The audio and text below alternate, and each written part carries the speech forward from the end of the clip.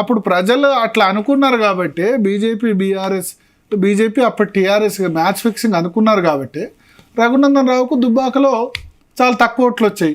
ఎప్పుడైతే BJP BRS మధ్య fighting ఉందనుకున్నారో అదే రఘునందన్ గెలిచారు ఎమ్మెల్యేగా. అప్పుడు నాకు తెలిసి చాలా తక్కువ ఓట్లు వచ్చాయి, తర్వాత వచ్చింది. సో ఇప్పుడు కూడా ప్రజలు అట్లే అనుకుంటున్నారు. సరే, జనం ఏం ఆలోచిస్తున్నారనే విషయం లోపల నేను క్లారిటీగా ఉన్నా, మీరు క్లారిటీగా ఉన్నారు, జనం కూడా క్లారిటీగా ఉన్నారు. కానీ ఈ పర్సెప్షన్ డెవలప్ చేసేందుకు కొంతమంది ప్రయత్నం చేస్తూ ఉన్నారు. బీజేపీ బీఆర్ఎస్ ఒకటే. నేను చెప్పింది వాస్తవం కదా. 18లో కూడా రఘునందన్కి ఇదే వాగ్దాటి ఉంది.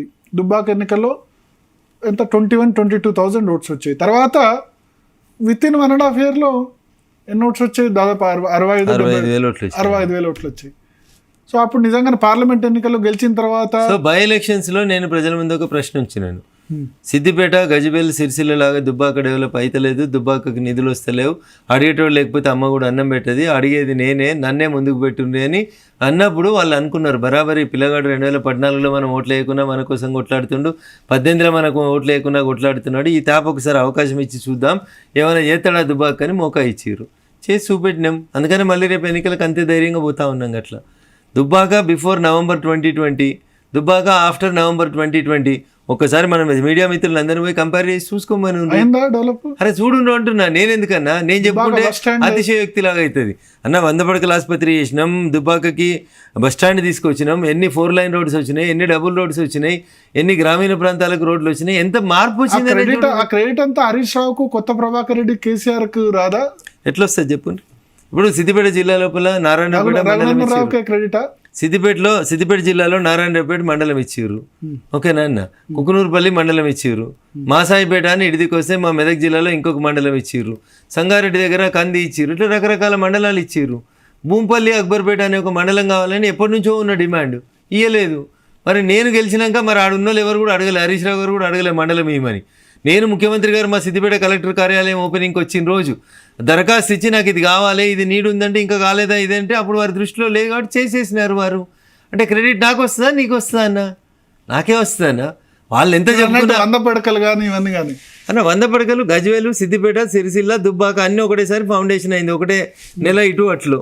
ఆ 3 చోట్ల ఓపెన్ అయింది, ఇక్కడ కాలేదు. ఇక్కడ ఎందుకు ఓపెన్ చేయగలిగినాం మరి? ఇప్పుడు మోచేతుల బలం ఉంటే మొండి కూడా కాబట్టి హరీష్ రావు అప్పుడు కూడా హరీష్ రావు మంత్రి, అంతకుముందు కూడా మంత్రి కదా, హెల్త్ మినిస్టర్ కాదనుకుంటా. అప్పుడు నీటిపారుదల శాఖ మంత్రి అన్న. 2018లో వాళ్ళు గెలిచిరు కదా. మళ్ళీ 2018లో గెలిచింది, నేను గెలిచడానికి వచ్చింది November 2020 కదన్న.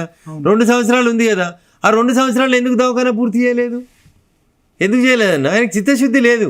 ఈ రోజు కూడా దుబ్బాక పట్ల హరీష్ రావు గారికి ఏం ప్రేమ లేదు.